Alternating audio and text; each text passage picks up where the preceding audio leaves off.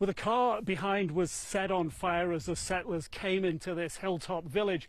The man who owns the car, I'm talking to him, his face is smashed up. He said he tried to confront the settlers as they came in. He described a scenario that they haven't witnessed in this particular village for a long time. And he said never before, in fact, had they ever seen armed settlers coming in, firing live rounds, firing tear gas.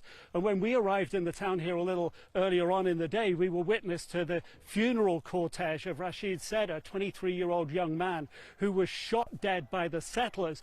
There was a lot of anger in that cortege at the settlers, at the Israeli government, a lot of pain being felt. This was a young man of the village. He was being carried at shoulder height, wrapped in a Palestinian flag, young men carrying him, older men watching from the sides. And at the funeral service in the graveyard, a little after, the oration there was absolutely powerful and very clear in its message that the people of this village don't feel safe, that they believe that the settlers were acting with the support of the Israeli government. They don't feel in this village protected by the IDF, the Israeli Defense Force. In fact, they allege that the Israeli Defense Force was protecting the settlers. Now, the IDF did stop a second attack overnight getting into this village. The IDF and the Israeli police are investigating the incident so far. And we've heard condemnation coming from the US Ambassador Jack Lew saying is absolutely appalled by this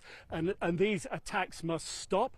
The Defense Minister of Israel, Yoav Gallant, has put his condemnation out as well, calling it radical violence that does not, he said, does not stand up to the values of the State of Israel. Israel's Interior Minister has condemned it as well, calling it violent nationalist riots. Those were his words. So the condemnation coming from Israeli officials, even from right-wing leaders like Itamar Ben-Gvir, although he did say that the Israeli Defense Force should do more to protect the settlers and Israelis from the stone throwers whom he calls terrorists in these villages.